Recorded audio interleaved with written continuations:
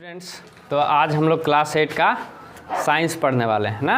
इसका 2 वीडियो आप लोगों का अपलोड हो चुका है, ठीक है। तो आज इसके पिछले क्लास में हम लोग जाने थे कोशिका क्या है ना, कोशिका किसे कहते हैं, कोशिका सबसे छोटी कोशिका किस जीव की होती है, माइकोप्लाज्मा की। सबसे बड़ी कोशिका किसकी होती है, शुतुरमुर्ग के अंडे की, ठीक है। और मानव शरीर की सबसे बड़ी कोशिका कौन है, तंत्रिका कोशिका, जिसकी लंबाई कितनी होती है 1 मीटर, ठीक है। और शुतुरमुर्ग के अंडे की लंबाई चौड़ाई कितनी होती है 17 सेंटीमीटर से और 13 सेंटीमीटर चौड़ाई। मतलब समझो कि अंडा एकदम आहा बहुत होगा ना। और फिर हम लोग पढ़े थे कोशिका के संरचना, जो कोशिका और जिसमें एक कोशिका है वो एक कोशिकीय जीव, ठीक है। तो ये है आपके एनसीईआरटी का बुक, ये आपका कौन है एनसीईआरटी जैक बोर्ड का बुक है। तो इससे हम लोग पढ़ाई कर रहे हैं। तो देखिए कोशिका के 3 घटक हैं। कितने घटक हैं 3 घटक। कौन कौन, कोशिका द्रव्य, ठीक है, केंद्रक और कोशिका झिल्ली। तो कोशिका झिल्ली के बारे में हम लोगों ने पहले पढ़ रखा है।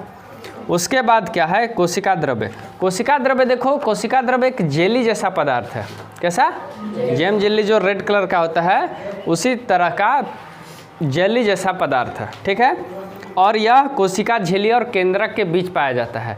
अगर एमसीक्यू में क्वेश्चन आता है कि कोशिका के द्रव्य कहाँ पाया जाता है तो क्या बताओगे, कोशिका झिल्ली और केंद्रक के बीच का जो जेली पार्ट है। जैसे कि देखो एक फिगर से समझते हैं कि हम बताए थे कि कोशिका झिल्ली को सबसे बाहरी परत कहते हैं। ये सबसे बाहरी परत क्या है, कोशिका झिल्ली है, जिसको प्लाज्मा झिल्ली भी कहते हैं, जिसको चयनात्मक पारगम्य झिल्ली भी कहते हैं। ये सब एमसीक्यू है, जो जो बोल रहे हैं वो रिपीट कर रहे हैं बार बार, वो इम्पोर्टेंट है बहुत एग्जाम के लिए। और ये केंद्रक है, ये क्या है जी, केंद्रक है। तो इसमें इसके बीच का जितना भी पार्ट है, ये सब जो पार्ट देख रहे हो, ये एक जेली जैसा होता है। क्या जैसा होता है, जेली जैसा होता है, चिपचिपा टाइप से। इसी को बोलते हैं कोशिका द्रव्य। क्या बोलते हैं, कोशिका द्रव्य बोलते हैं, ठीक है, कोशिका द्रव्य बोलते हैं। या जेली जैसा होता है। और इसी के अंतर्गत जितना भी कोशिका के जो सारा घटक है सब लगभग इसी के अंदर पाया जाता है। जैसे कि माइटोकॉन्ड्रिया हो गया, गोल्जी का हो गया, राइबोसोम हो गया ना, बाकी सारा चीज़ इसके अंदर इसके बीच में पाया जाता है। आगे है केंद्रक, ठीक है। केंद्रक के बारे में हम पढ़ रहे हैं कि यह कोशिका का संगठक है जो प्रायः कोशिका के मध्य में स्थित होता है। क्या होता है, यह कोशिका का संगठक है जो प्रायः कोशिका के मध्य में स्थित होता है, पर पौधों में यह मध्य से थोड़ा हटकर होता है, ठीक है। साधारणतः केंद्रक गोलाकार होता है। केंद्रक कैसा होता है, गोलाकार होता है, तथा एक कोशिका में एक ही केंद्रक पाया जाता है। एक कोशिका में कितने, एक ही केंद्रक पाया जाता है, ठीक है।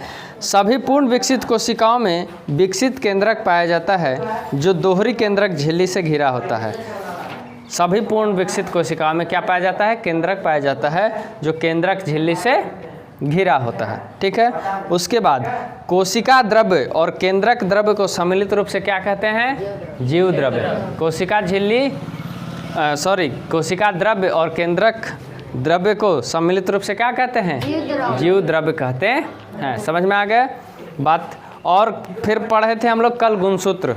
क्या पढ़े थे, केंद्रक में जो है यहाँ पे धागे जैसा कुछ संरचना होता है। क्या होता है, धागे जैसा संरचना होता है, जिसको गुणसूत्र बोलते हैं। क्या बोलते हैं, गुणसूत्र बोलते हैं। गुणसूत्र का काम क्या है, पीढ़ी दर पीढ़ी ना जनक से बच्चों में, संतानों में गुण को आगे करना, उनके व्यक्ति जो भी शारीरिक गुण है उसको आगे करना, ठीक है। अब हम लोग पढ़े थे कि कोशिका भित्ति पौधा में क्यों होते हैं, हमारे पास क्यों नहीं होता है। क्योंकि हमारे पास तो कोशिका झिल्ली होता है। क्या होता है, कोशिका झिल्ली। लेकिन कोशिका झिल्ली के स्थान पर पादप में कोशिका भित्ति होता है। क्यों? क्योंकि पेड़ पौधे चलते हैं नहीं, पेड़ पौधे तो चलते हैं नहीं, तो गर्मी में, धूप में, बरसात में वहीं पर स्थिर रहते हैं। तो उन सब को झेलने के लिए एक भित्ति की ज़रूरत होती है, एक मोटी परत की ज़रूरत होती है, जिसको कोशिका भित्ति बोलते हैं। समझ में आ गई बातें? चलिए अब आगे चलते हैं। तो इस चैप्टर का सारा टॉपिक समाप्त होता है। ठीक है, अब MCQ है। क्या है? MCQ। तो हमारे साइड के स्क्रीन पर आप लोगों को MCQ दिखाई दे रहा होगा और आप लोगों के बुक में है। ठीक है, तो उसको देखिएगा और मैं एक एक करके आंसर बताते जाऊंगा। ठीक है, आपका पहला क्वेश्चन है, निम्न कथन में सत्य अथवा असत्य लिखिए। क्या लिखिए? सत्य अथवा असत्य लिखिए। देखिए, एक कोशिकीय जीव में पहला प्रश्न है, एक कोशिक जीव में एक ही कोशिका होती है? होती है ना जी? तो ये आपका सत्य हुआ। क्या हुआ? सत्य हुआ। अब आगे, रक्त कोशिका शाखान्वित होती है? क्या? यस सर ना। किसी जीव की मूल संरचना अंग है? मान लो कोई जीव है तो उसको सबसे पहले क्या बना? अंग बना? नहीं, गलत है। सबसे पहले कोशिका से निर्माण हुआ। तो ये असत्य है। क्या है? असत्य है। तीसरा असत्य है। अच्छा, अमीबा की आकृति अनियमित होती है? जी हाँ, बिल्कुल अनियमित होती है। कभी अपना साइज वो चेंज करते रहता है ना। आगे है, सबसे बड़ी कोशिका शुतुरमुर्ग के अंडा का होता है? यस सर, वेरी गुड, ये सत्य है। पौधों की कोशिकाओं में अपेक्षाकृत बड़ी रिक्तिका पाई जाती है? क्या है? सत्य है कि असत्य? बताइए। लिखवाए थे ना? क्या है? सत्य है। क्या है? सत्य है। चलिए, अब सही विकल्प को रेखांकित करना है। अब 4 ऑप्शन रहेंगे। क्या रहेंगे? 4 ऑप्शंस। You have 4 options. केंद्रक में कौन सा द्रव्य पाया जाता है? बताइए। केंद्रिका द्रव्य। टिक करिए, केंद्रिका द्रव्य। केंद्रक में कौन सा द्रव्य पाया जाता है? केंद्रिका द्रव्य। अच्छा, जंतु कोशिका में क्या अनुपस्थित होता है? कोशिका भित्ति। जंतु कोशिका में कोशिका भित्ति नहीं होता है। ठीक है,